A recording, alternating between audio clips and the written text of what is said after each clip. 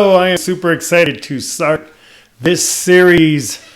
You guys, this is a very important one for me and my growth, my self-awareness, just as far as really the impetus for Life Transformed, if you think about it. So, as you know, with our company, with Life Transformed, we have 5 major purpose areas: spiritual, physical body, mindset, personal growth, and gifts, finance, and time. So today we're going to start a series where I'm going to be focusing on the spiritual aspect. All right. So it's the spiritual aspect of Life Transformed and kind of the impact that it can have on you. Now I'm going to start off by saying I have no idea where you are in your spiritual journey. You could believe in God. You could not believe in God. You could believe in the universe. Whatever it is, we all have our own journeys, and it's okay. It's okay, right? I'm going to talk to you from my perspective because late in my life, I invited God into my life after really not having God for the great majority of my life. So this is, relatively new for me. And what I want to start off with this first session, I just want to talk about, your start, your beginning. And to do that, I'll talk about mine. Growing up, my family never went to church. I think my mom was, she went to a Scientology church for a little bit in our neighborhood. I think growing up, her and her mom and sister used to go to, sounded like more of an open kind of church in downtown Chicago. My dad, later on in life, went to a Catholic church. I think my grandmother on my dad's side did. My mom's side, I don't think there was a whole lot other than grandma. But I was never exposed to anything churchy. Okay, so that was my beginning. And I think, that's so significant because you guys know from some of the mindset stuff that we've talked about, we are shaped by our experiences from birth to 8 years old. Those are the stories. That's what our subconscious mind locks into. So the environment that you're in, growing up on south side of Chicago and Hyde Park, a very diverse neighborhood. I just don't even remember church or religion, other than I had some Jewish friends that I went to school with. So they let me wear one of those little beanie, you know what you call them. I don't want to disrespect whatever they are.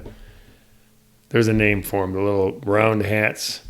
So I'd go to a synagogue with them once in a while, and, I'd have to put on one of those things. And I had a big old afro at the time. So I think the interesting thing about spirituality and what I want to talk into today is your early life. What was your start? There's nobody, there's no good or bad, right or wrong to that question, but it's just the first place that, I want you to reflect when it comes to spirituality is, what was your start? Because that's what is going to impact your view. And I've talked about this before too. There are literally as many unique beliefs as there are people in the world. Because we are all superly unique with our past experiences, the environment that we grew up in, the people we surrounded ourselves with as we grew older. Beliefs are just what we believe. It doesn't say what's true or not. It's just what you believe. And that's what your subconscious will hold on to.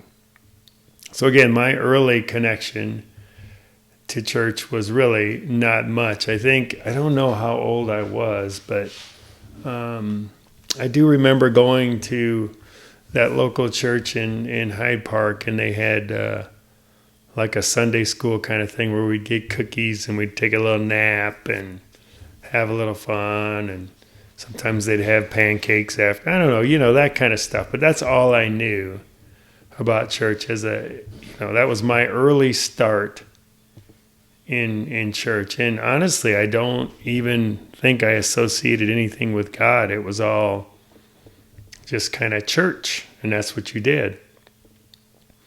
So that's what I want you all to do. is just reflect. Take some notes. Spend 15, 20 minutes just reflecting on your own start in spirituality, if you will. How did you start? Because your start is going to determine, really, it's fascinating, but it's going to determine a lot of your journey.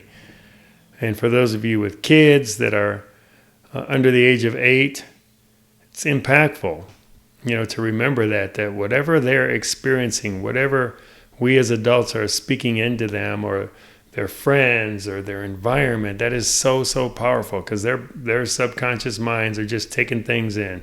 They're not determining good or bad or right from wrong. They're just taking them in, and that's how they determine their life circumstances, and what is right or wrong, and that whole thing. So, if you think about it, your start is so vital on so many levels. What values do you have when you started?